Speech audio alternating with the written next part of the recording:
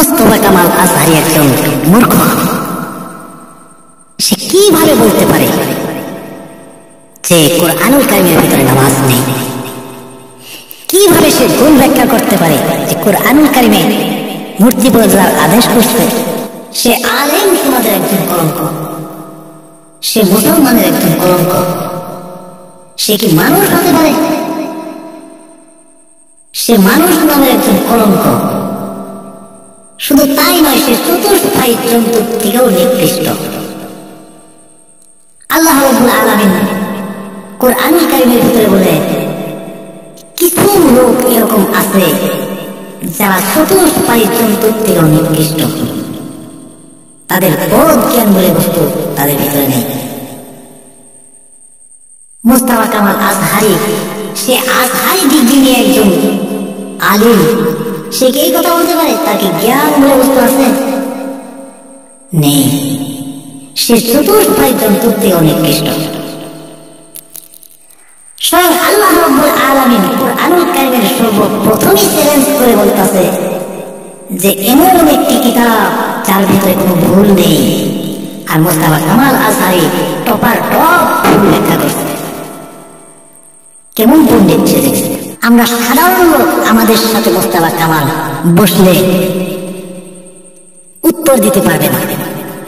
আর কেমন লোক, সে কিভাবে বলতে পারে? আল্লাহ রাব্বুল আলামিন কোরআনুল কারীমের ভিতরে বলতেছে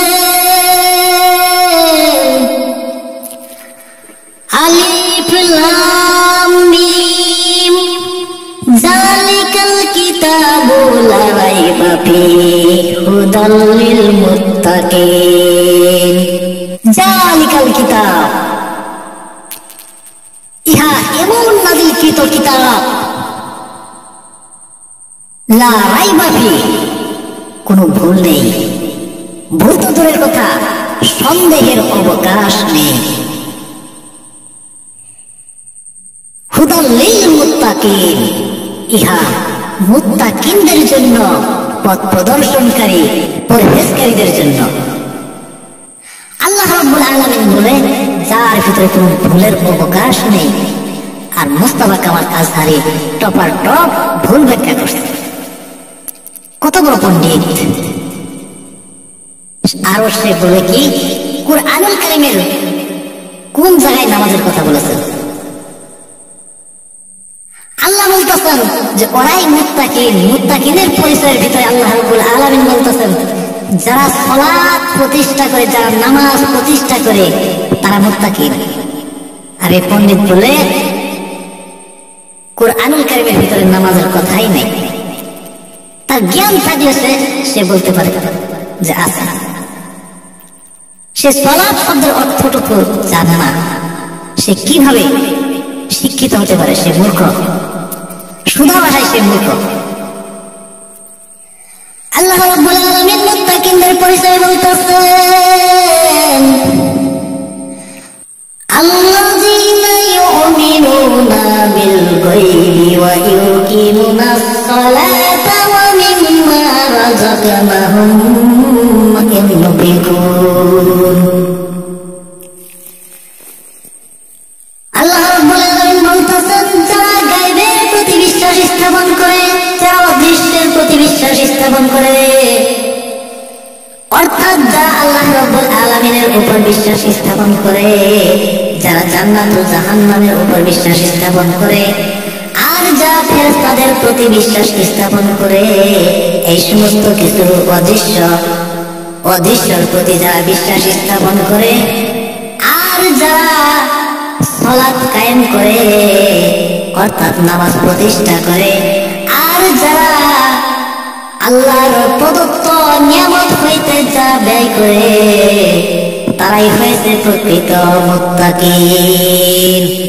আল্লাহর প্রদত্ত নিয়ামত হইতে ব্যয় করে, তার অর্থ হয়েছে সৎ পথে থেকে ইনকাম করা এবং সৎ পথে ব্যয় করা। অর্থাৎ আল্লাহ যেভাবে হুকুম করেছেন সেভাবে ইনকাম করা, রোজগার করা, আর যেভাবে আল্লাহ বলেছেন সেইভাবেই খরচ করা, ব্যয় করা। আল্লাহ রাব্বুল আলামিন এবার মুত্তাকিনদের আরো কিছু পরিচয় তুলে ধরছেন।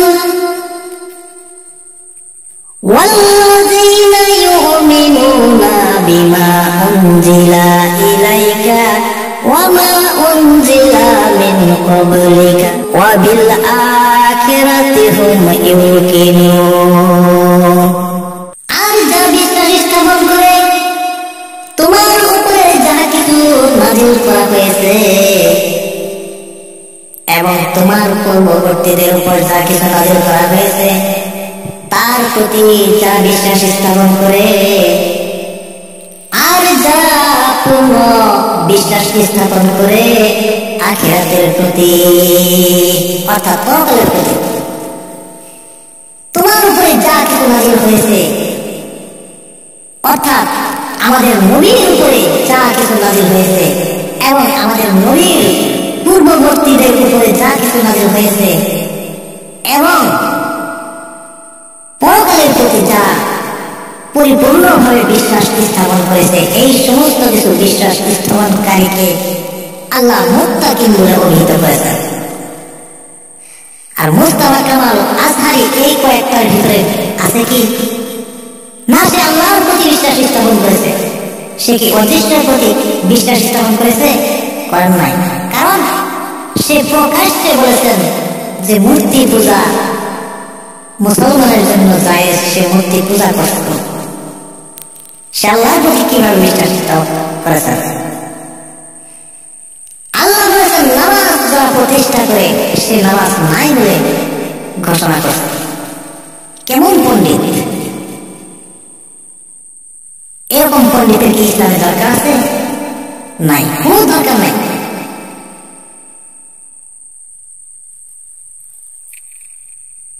আল্লাহ রাব্বুল আলামিন এবার মুত্তাকিনের পরিচয় তুলে ধরার পর এবার মুত্তাকিনের সফলতার কথা বলতেছেন। উলাইকা আলা হুদাম মির রাব্বিহিম ওয়া উলাইকা হুমুল মুফলিহুন। তারা রবের পক্ষ থেকে পুরস্কার প্রাপ্ত, তারাই হয়েছে সুপথ প্রাপ্ত, তারাই হয়েছে সর্বপথ প্রাপ্ত। তাদেরকে আল্লাহ রাব্বুল আলামিন সাফল্যমণ্ডিত বলে ঘোষণা করেছেন। তারাই হয়েছে সাফল্যমণ্ডিত সফলকাম।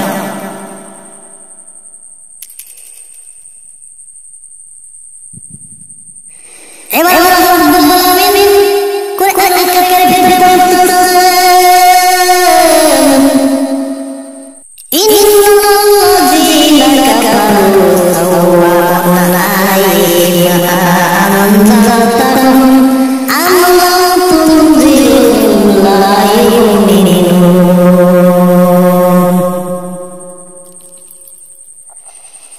নিশ্চিতভাবে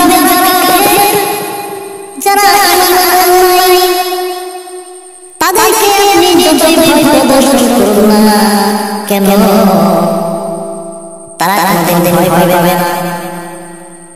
তাদের ভয় প্রদর্শন করুন আর নাই করুন, তাদের যেন আশা যায় না, তারা ভ্রুক্ষেপ করবে না। কারণ তাদের ভিতরে ঈমান নেই, তারাই কোনদিন ঈমান আনবে না। তারা কোনদিন ঈমান আনবে না। তাদেরকে যতই বলো, তাদেরকে যতই ভয় দেখানো হোক, তারা মানবে না। মুস্তাফা কামাল আজহারীকে কি মানেন?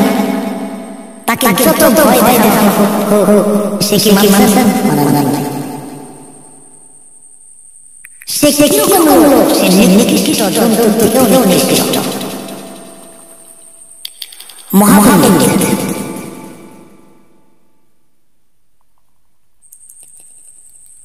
কারণ তারা কেউ মানবে না।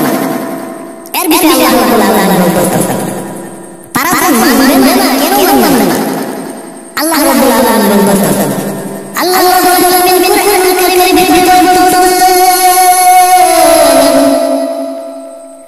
খাতামাল্লাহু আলা কুলুবিহিম ওয়া আলা সামিহিম ওয়া আলা আবসারিহিম গিশাওয়াতুন ওয়া লাহুম আযাবুন আযীম। আল্লাহ রাব্বুল আলামিন বলতেছেন আমি তাদের অন্তরে সুখে সিলমোহরে দিয়েছি, তাদের ক্রোধকে আমি সিলমোহরে দিয়েছি, তাদের কর্ণপথকে আমি বন্ধ বন্ধ করে দিয়েছি, তাদের চক্ষুর উপর আমি পর্দা লাগিয়ে দিয়েছি, আর তাদের জন্য আমি কঠিন কষ্টদায়ক শাস্তির ব্যবস্থা করে রেখেছি। কেন তা না? কারণ আল্লাহ রাব্বুল আলামিন তাদের কলবকে, তাদের অন্তরকে সিলমর্মে দিয়েছেন, তাদের অন্তরের ভিতরে ঢুকবে না। তাদের কর্ণপথকে আল্লাহ বন্ধ করে দিয়েছেন, তারা সঠিকটা শুনবে না।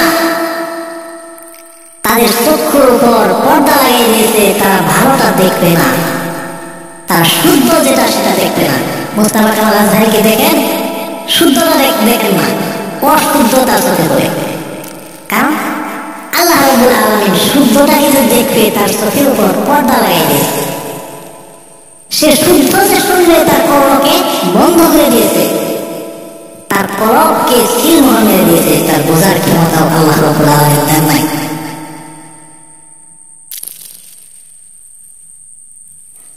এবার আল্লাহ রাব্বুল আলামিন কুরআনুল কারীমের ভিতরে বলতেছেন,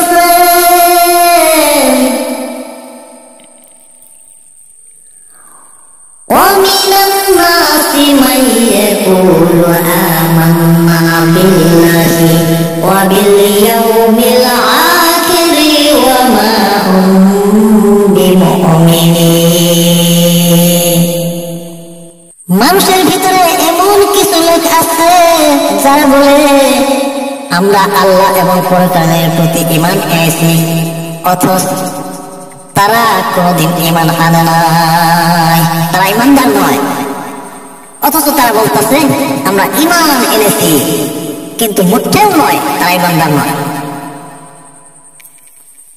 তারা কিভাবে ঈমানদার হতে পারে?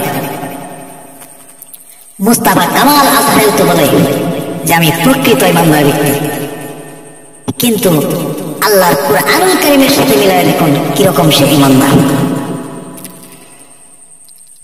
আল্লাহ রাব্বুল আলামিন কুরআনুল কারীমের ভিতরে বলতেছেন, ইউকাদিরুনাল্লাহা আল্লাযীনা আমানু ওয়া মা ইয়াখদাউনা ইল্লা আনফুসাহুম ওয়া মা ইয়াশউরুন।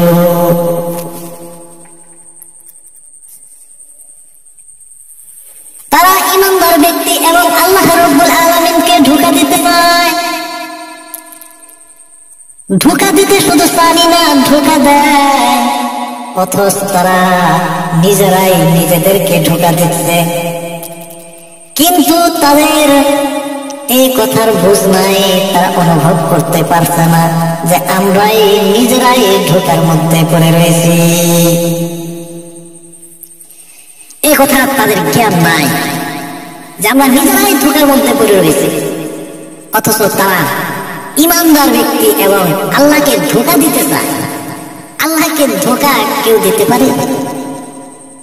নিজেই ধোঁকা খেয়ে যায়, অথচ তারা বুঝতে পারে না যে আমরা ধোঁকার মধ্যে পড়ে রয়েছি। আল্লাহ রাব্বুল আলামিন কুরআনুল কারীমের ভিতরে বলতেছেন, ফি কুলুবিহিম মারাদুন ফাযাদাহুমুল্লাহুল মারাদা ওয়া লাহুম আযাবুন আলীমুম বিমা কানু ইয়াকযিবুন। তাদের অন্তরকণ ব্যাধিগ্রস্ত, তাদের অন্তরটা রোগগ্রস্ত, তাদের অন্তরের ভিতরে রোগ হয়েছে, বেমার হয়েছে। আর আল্লাহ রাব্বুল আলামিন বলেন তিনি তাদের অন্তরকে আরো বেশি রোগগ্রস্ত করে দিবেন। তাদের রোগ অন্তরের ভিতরে ধরেছে, আল্লাহ রাব্বুল আলামিন আরো বাড়াই দিয়েছে। তারা মিথ্যাচারের দরুন, তারা যে মিথ্যাচার করেছে তার দরুন আল্লাহ তার অন্তরের ভিতরে আরো রোগ বৃদ্ধি করে দিয়েছেন। আর আল্লাহ রাব্বুল আলামিন এই মিথ্যাচারের জন্য তাদের জন্য ভয়ঙ্কর কঠিন শাস্তির ব্যবস্থা করে রেখেছেন।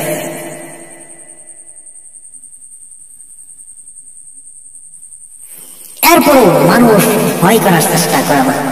এখনো সময় আছে, সবাই আমরা সূর্যে যাই, আমরা শুধু মুস্তাফা কামাল আজহারি না বুকে আমাদের অন্তরে ভয়ের কিছু অংশ আনি, ভয় করে আমরা ইসলামের দিকে রুজু হয়ে যাই।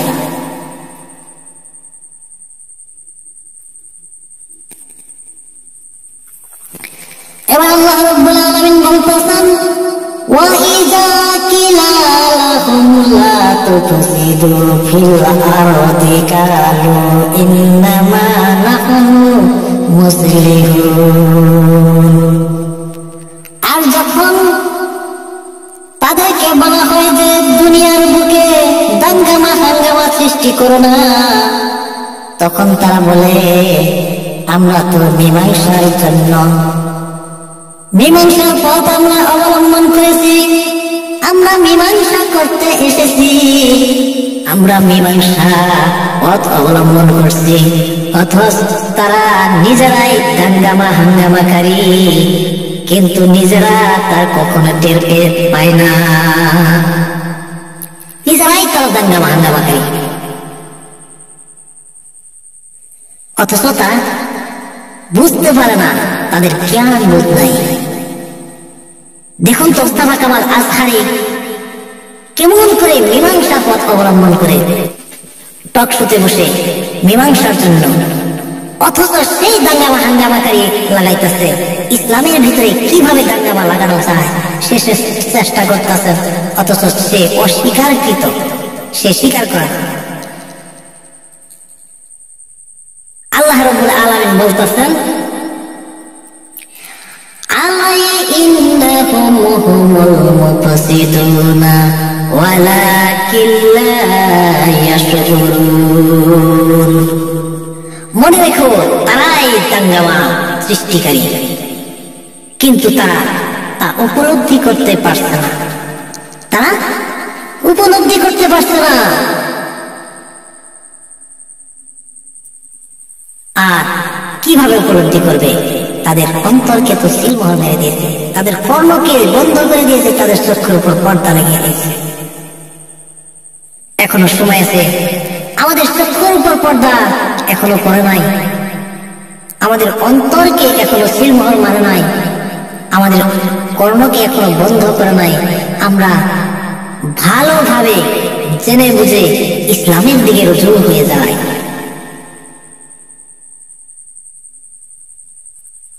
আমি যা কিছু বললাম শুধু টার্গেট মুস্তাফা কামাল আজহারি নয়, পুরা বিশ্ব ব্রহ্মাণ্ডকে টার্গেট করে বলেছি, যাই আল্লাহর বিপরীতে তারা যেন আল্লাহর দিকে রুজু হয়ে যায়। কারণ আল্লাহর সাথে যুদ্ধ ঘোষণা করে কেউ আজ পর্যন্ত জিততে পারে নাই, আর কেউ জিতবেও না। কিয়ামত পর্যন্ত তো দূরের কথা, যুগ যুগান্তর কিয়ামত পর্যন্ত হাসর নসরেও আল্লাহ রাব্বুল আলামিনের সাথে যুদ্ধ ঘোষণা করে কেউ জিততে পারবে না। কারণ সেই সৃষ্টিকারী, সেই একমাত্র মালিক, সেই একমাত্র খালিক, সেই একমাত্র ক্ষমতার অধিকারী। আমরা সমস্ত কিছু তার সৃষ্টিকারী জীব। সে সৃষ্টি আমাদেরকে করেছেন, সে আমাদেরকে মৃত্যু দেবেন, সে আমাদেরকে পরকাল দেবেন, সে আমাদেরকে জান্নাত দেবেন। সবাই সেই জান্নাতের দিকে সবাই রুজু হয়ে যায়। আমরা সবাই বলি আমিন।